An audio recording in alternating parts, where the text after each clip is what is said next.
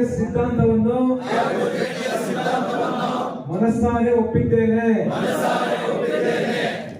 ಪಕ್ಷಕ್ಕೆ ಹಾಗೂ ಪ್ರಾದೇಶಿಕತೆಗೆ ಬದ್ಧನಾಗಿರುತ್ತೇನೆ. ಮೂರನೇದು, ಶ್ರೀ ಎಚ್ ಡಿ ಕುಮಾರಸ್ವಾಮಿ ಅವರನ್ನು 2028ಕ್ಕೆ ಮುಖ್ಯಮಂತ್ರಿ ಮಾಡುವುದೇ ನಮ್ಮ ಗುರಿ. ಜೆಡಿಎಸ್ ಪಕ್ಷವನ್ನು ಮತ್ತು ನಮ್ಮ ಚಿಂತಾಮಣಿ ಕ್ಷೇತ್ರದಲ್ಲಿ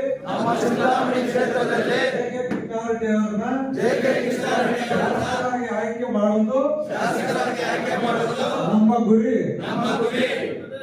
ಜೆಡಿಎಸ್ ಪಕ್ಷವನ್ನು ಅಧಿಕಾರಕ್ಕೆ ತರಲು ನಿಷ್ಠೆಯಿಂದ ಕೆಲಸ ಮಾಡುತ್ತೇನೆ. ಯಾವುದೇ ಆಮಿಷಗಳಿಗೆ ಒಳಗಾಗದೆ ಜೆಡಿಎಸ್ ಪಕ್ಷ ಹಾಗೂ ನಾಯಕರ ಪರ ನಿಲ್ಲುತ್ತೇನೆ. ಯಾವುದೇ ರೀತಿಯ ಭಿನ್ನಾಭಿಪ್ರಾಯಗಳು ಬಂದರೆ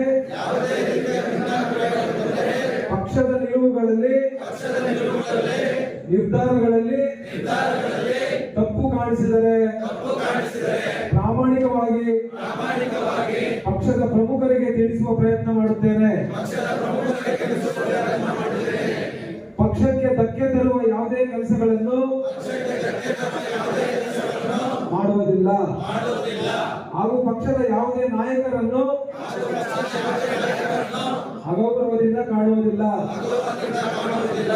ಪಕ್ಷದ ಒಳಗಡೆ ಯಾವುದೇ ತರಹದ ಗುಂಪುಗಾರಿಕೆ